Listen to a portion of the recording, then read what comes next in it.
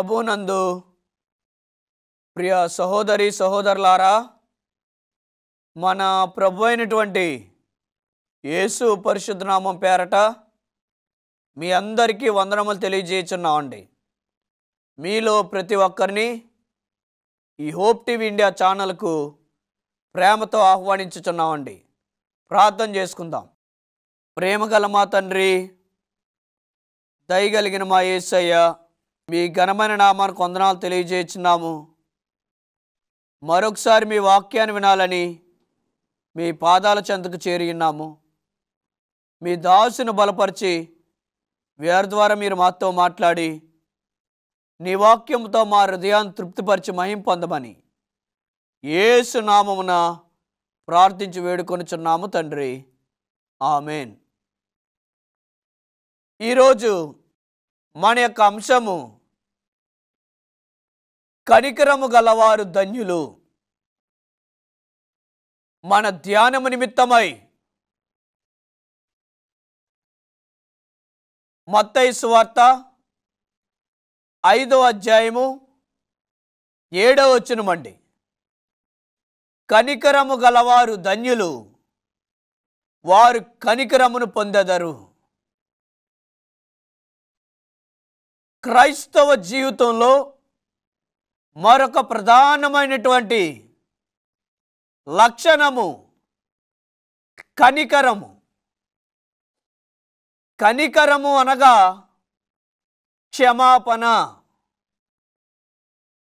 క్షమించుట, క్షమాపణ గుణం. ప్రతి క్రైస్తవుడు తన జీవితంలో క్షమించే గుణాన్ని కలిగి ఉండాలి, క్షమాపణ గుణాన్ని కలిగి ఉండాలి. వాక్యంలో రాయబడింది, కనికరము గలవారు ధన్యులు, వారు కనికరమును పొందెదరు. క్రైస్తవులు ఎందుకు కనికరాన్ని కలిగి ఉండాలంటే, మీరు కనికరాన్ని కలిగి ఉంటేనే మీరు కనికరాన్ని పొందుకుంటారు. మీలో కనికరమే లేదనుకోండి, మీరు కనికరాన్ని పొందరు. దీనికి అర్థం, మీరు క్షమిస్తేనే మీరు క్షమాపణ పొందుకుంటారు. మీరు క్షమించకపోతే మీరు క్షమాపణ అనేదే పొందుకోరు. మనకి ఇద్దరు వ్యక్తుల మధ్యన ఒక ఒప్పందం ఉంటుంది. ఏంటి ఆ ఒప్పందం అంటే, ఇద్దరి స్నేహితుల మధ్యన ఒక ఒప్పందం జరుగుతుంది. ఏంటి ఆ ఒప్పందం అంటే, నీవు గనక నాకు ఇది ఇస్తే నీకు అది ఇస్తాను. చదువుకునే బిడ్డలు ఉన్నారనుకోండి, నీవు నాకు ఇంగ్లీష్ నోట్స్ ఇస్తే నేను నీకు సోషల్ నోట్స్ ఇస్తాను అన్నారనుకోండి. దానికి అర్థం ఏంటంటే, నీవు ఇంగ్లీష్ నోట్స్ కనుక ఇవ్వకపోతే నేను నీకు సోషల్ నోట్స్ ఇవ్వను. If you give me you will receive. నీవు నాకు ఇస్తే నువ్వు పొందుకుంటావు. If you don't give me you will not receive. నీవు నాకు ఇవ్వకపోతే నువ్వు దానిని పొందుకోలేవు. క్షమాపణ కూడా అలాంటిదే. నీవు క్షమిస్తేనే నీవు క్షమాపణ పొందుకుంటావు. నీవు క్షమించకపోతే నీవు క్షమాపణ పొందుకోవు. యేసు ప్రభువారు పరలోక ప్రార్థనలో నేడు మా రుణములను మేము క్షమించిన ప్రకారము మా రుణములను మీరు క్షమించండి అని నేర్పించారు శిష్యులకి. దీనికి అర్థం ఏంటంటే, మా ఎడల అపరాధములు చేసిన వారిని క్షమించిన ప్రకారము నేడు మా అపరాధములను మీరు క్షమించండి. యేసు ప్రభువారు శిష్యులకు నేర్పించేది ఏంటంటే, మీరు ఎదుటి వారిని క్షమించండి, అప్పుడు మీరు క్షమించబడతారు.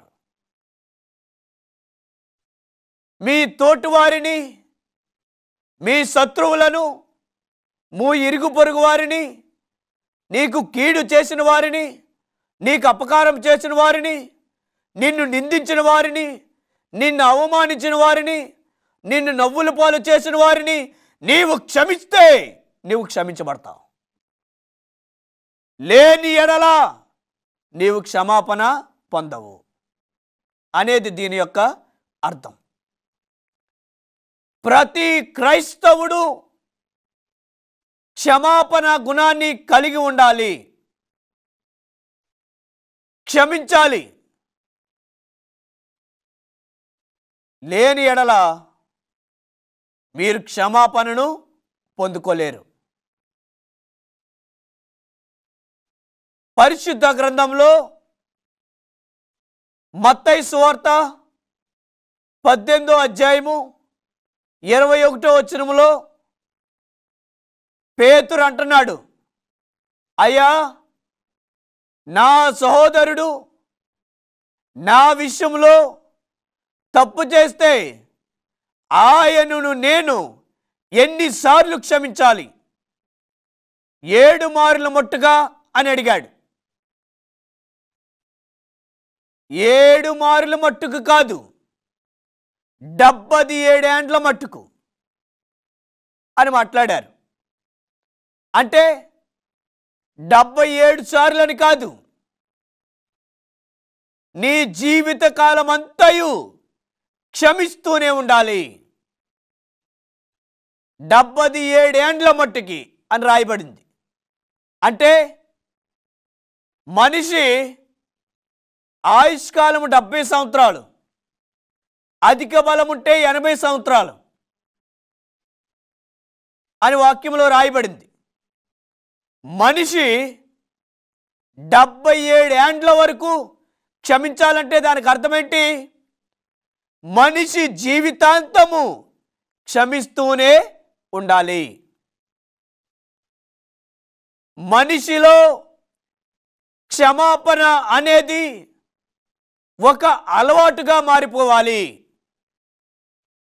ప్రతిరోజు మన పనులు చేసుకుంటాం యథావిధిగా. పొద్దున్న లేవగానే మన పనులు చక్కబెట్టుకుంటాం. అలాగా ఎవరు చెప్పకుండా, ఏమీ చేయకుండా మన పనులన్నీ ఎలాగైతే చక్కబెట్టుకుంటూ ఒక అలవాటుగా మారిపోయిందో, క్షమాపణ అనేది కూడా ఒక అలవాటుగా మారిపోవాలి. క్షమాపణ కూడా మన జీవితంలో ఒక అలవాటుగా ఉండాలి. ఎవరో తప్పు చేశారు ఈ విషయంలో, క్షమించండి. ఎందుకంటే దేవుడు మనలను క్షమించారు. మనము ప్రతిసారి కాదు, దినమెల్లా మనం పాపులమై ఉన్నాము. ప్రతి క్షణము మనం పాపంలో జీవించుచున్నాము. నిమిషానికి 60 సెకండ్లుంటే నిమిషానికి 120 తప్పులు చేస్తున్నాం మనం. అంటే 1 సెకండ్కి 2 తప్పులు చేస్తున్నాం. అనగా మనము దినమెల్లా పాపులమై ఉన్నాము.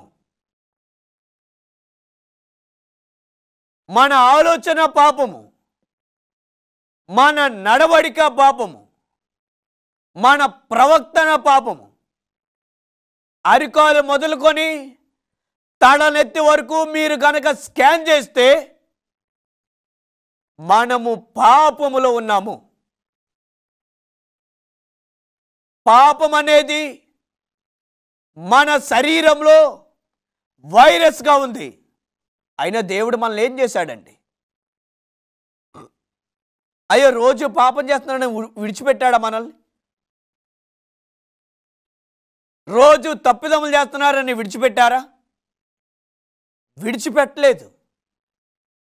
దేవుడు మనలను క్షమిస్తూ వచ్చారు. ఆయన మనలను క్షమించారు. నిలువెత్తు నిదర్శనం ఏంటంటే మనం ఇలా నిలబడ్డాం. ఇలా నిలబడ్డామంటే కారణము గాడ్ హ్యాస్ ఫర్గివెన్. దేవుడు మనలను క్షమించారు. ఆయన క్షమించారు కాబట్టి మనం ఇక్కడ ఉన్నాం. ఆయనే క్షమించకపోతే మనం ఇక్కడ ఉండేవారమే కాదు. అయితే ఒక ఉపమానం ఇవ్వబడింది. మత్తయి సువార్త 18:23 నుంచి. ఒక ఆయన ఒక అధిపతి దగ్గర, అధికారి దగ్గర 1000 రూపాయలు అప్పు చేశాడు. అయితే ఈ 1000 రూపాయలు అప్పు తీసుకున్న ఆయన దగ్గర మరొక ఆయన 100 రూపాయలు అప్పు చేశాడు. జాగ్రత్తగా మీరు వినండి ఈ ఉపమానం. ఒక వ్యక్తి తన పై ఉన్న అధికారి దగ్గర 1000 రూపాయలు అప్పు చేశాడు. ఈ 1000 రూపాయలు అప్పు తీసుకున్న ఈయన కింద పనిచేసేవాడు ఈయన దగ్గర 100 రూపాయలు అప్పు తీసుకున్నాడు. అయితే అధికారి పిలిచాడు, నా అప్పు మీరు చెల్లించండి,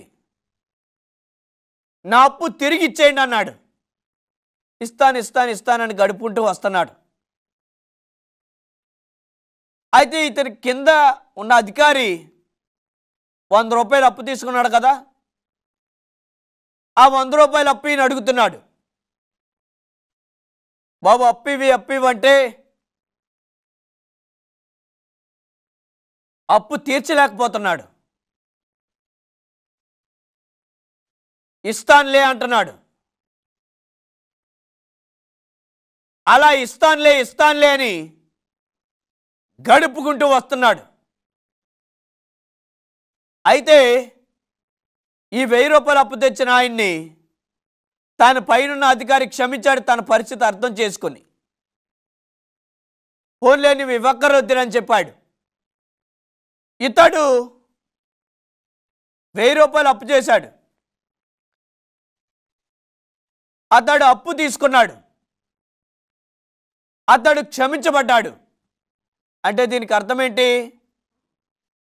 అతడు క్షమాపణను పొందుకున్నాడు.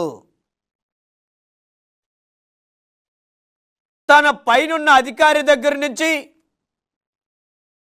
ఆయన క్షమాపణను పొందుకున్నాడు.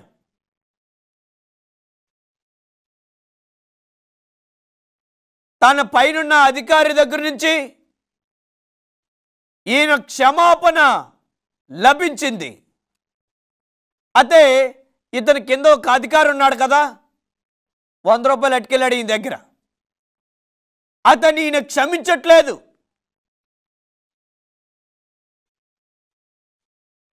రోజు కూడా బలవంతం చేయించున్నాడు. అప్పిమ్మని అడుగుతున్నాడు. నా అప్పు నువ్వు ఎప్పుడు తీరుస్తావు? నా అప్పు నువ్వు తొందరగా ఇవ్వాలి, నా అప్పు నువ్వు తీర్చాలి అని బలవంతం చేస్తున్నాడు. క్షమించకుండా ఉన్నాడు. అతన్ని బాధిస్తున్నాడు. ఈయన బాధించి బాధపడుతున్నాడు. ఈ విషయము 1000 రూపాయల అప్పు క్షమించిన ఆ పెద్ద అధికారికి తెలిసింది. ఆయన్ని తీసుకొచ్చి ఇక్కడ కాళ్ళు చేతులు కట్టి ఈ మంటలో పాడేయండి అని చెప్పారు. జాగ్రత్తగా పరిశీలించండి. క్షమాపణ పొందుకున్నాడు కానీ ఎదట మనిషిని ఆయన క్షమించలేదు. మనము క్షమాపణ పొందుకుంటున్నాము కానీ మనము ఎదుటి మనిషిని క్షమించలేకపోతున్నాము. మనం చేసే తప్పులు, మనం చేసే దుర్మార్గ పనులు చాలా చాలా చాలా ఉన్నాయి. ఇతడు 1000 రూపాయలు క్షమించబడ్డాడు, 100 రూపాయలు క్షమించలేకపోయాడు. మనము 10 తప్పులు క్షమిస్తున్నాడు దేవుడు, కానీ ఎదుటి వారిలో ఒక్క తప్పును క్షమించలేకపోతున్నాం. దేవుడు మన విషయంలో 100 తప్పులు క్షమిస్తే ఎదుటి వారి జీవితంలో ఒక తప్పును మనం క్షమించలేకపోతున్నాం. ఇదా క్రైస్తవ జీవితం అంటే? నీ తోటి వారిని నీవు క్షమించాలి, నీ ఎదట మనిషిని నీవు కనికరించాలి. నీవు అధికారివైతే, నీవు నాయకుడివైతే నీ కిందున్న పనిచేసే వారిపై, నీ కిందున్నటువంటి పనివారిపై నీవు కనికరాన్ని కలిగి ఉండాలి. నీవు ఇంటి యజమానుడు అయితే నీ ఇంటిలో ఉన్న సభ్యులపై నువ్వు కనికరాన్ని చూపించాలి. మీరు సంఘ పెద్దలైతే మీ కింద ఉన్నటువంటి సంఘ సభ్యులపై కనికరాన్ని చూపించాలి. నీవు సంఘ కాపరివైతే నీ మాట విని మీ సంఘానికి వస్తున్న సభ్యులపై నీవు కనికరాన్ని చూపించాలి. మీరు ఉపాధ్యాయులైతే మీ పిల్లలపై కనికరాన్ని చూపించాలి. ఎందుకంటే దేవుడు మనలను కనికరించారు, దేవుడు మనపై క్షమాపణ చూపించారు, ఆయన మనలను క్షమించారు, ఆయన క్షమించి మనలను నిర్దోషులుగా ఎంచారు. మరి మనం ఏం చేస్తున్నాము? మన పరిస్థితి ఎలా ఉంది? మన స్థితిగతులు ఎలాగున్నాయి? క్రైస్తవుడిగా చలామణి అవుతున్న మీరు ఈ క్షమాపణ గుణాన్ని మీరు కలిగి జీవిస్తున్నారా? ఎన్నో సంవత్సరాల నుంచి రక్షింపబడిన మీరు ఈ క్షమాపణ గుణాన్ని మీరు కలిగి ఉన్నారా లేదా? వాక్యంలో మీరు పరిశీలన చేసుకోనండి. కొన్నిసార్లు కొన్ని విరుద్ధంగా కనిపిస్తాయి. అలాంటిదప్పుడు కూడా మనం క్షమించాలి. దావీదుని మీరు చూడండి. దావీదు గొలియాతును జయించాడు. ఎప్పుడైతే దావీదు గొలియాతును జయించాడో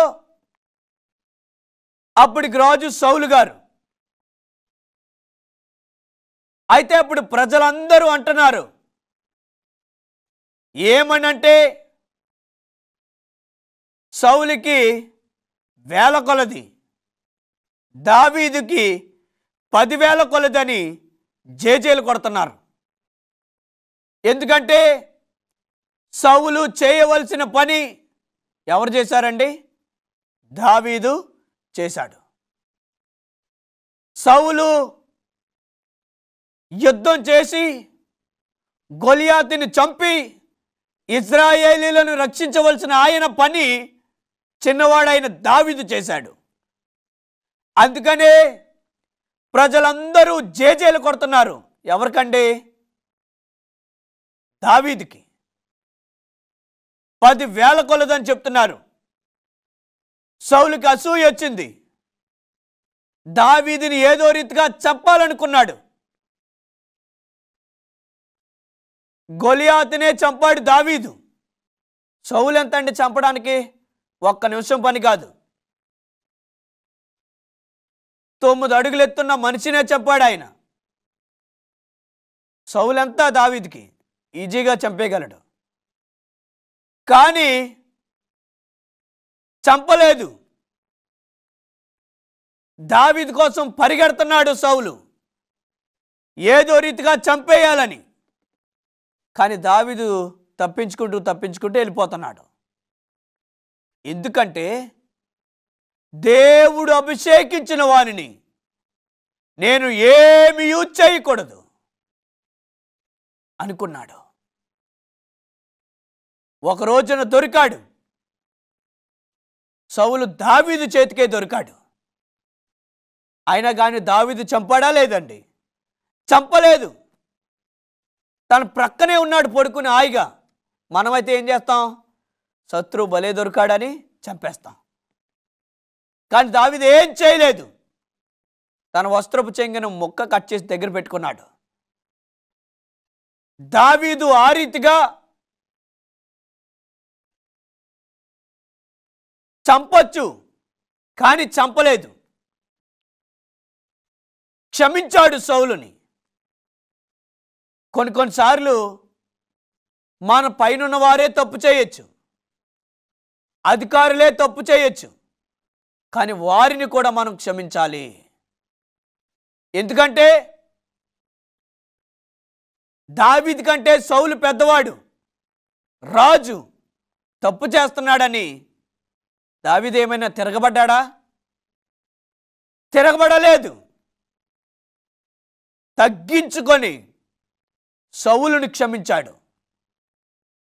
కొన్నిసార్లు మనకంటే పెద్దవారు, మన పైనున్న అధికారులు, మన పైనున్న నాయకులు తప్పే చేయొచ్చు. వారిని మనం ఏం చేయాలండి? క్షమించాలి. 2 పాఠాలు నేర్చుకున్నాం. మనం పైనున్నామనుకోండి, మన కిందున్న వారిని క్షమించాలి. మనం కిందున్నామనుకోండి, మన పైనున్న వారిని క్షమించాలి. దీనికి అర్థం ఏంటంటే అధికారి క్షమాపణ గుణాన్ని కలిగి ఉండాలి. తర్వాత పనివాడు క్షమాపణ గుణాన్ని కలిగి ఉండాలి. క్రైస్తవులందరూ కూడా ఈ క్షమాపణ గుణాన్ని కలిగి జీవించండి. అప్పుడు మీరు ధన్యులవుతారు. దేవుడి మాటలు దీవించునుగాక. ఆమేన్. ప్రేమగల మా తండ్రి, దయగలిగిన మా యేసయ్య, మీ ఘనమైన నామానికి వందనాలు తెలియజేయుచున్నాము. ఇంతవరకు మీ సేవకును బలపరుచుకొని మీరు మాతో మాట్లాడారు. అధికారులుగా ఉన్నవారు క్షమాపణ గుణాన్ని కలిగి ఉండాలని, పనివారిగా ఉన్నవారు క్షమాపణ గుణాన్ని కలిగి ఉండాలని, క్రైస్తవులైన వారందరూ క్షమాగుణాన్ని కలిగి ఉండాలని నేర్చుకున్నాము. విన్న వాక్యాన్ని మా జీవితాల్లో ప్రతిఫలింప చేయమని యేసు నామమున ప్రార్థించి వేడుకొనుచున్నాము తండ్రి. ఆమేన్.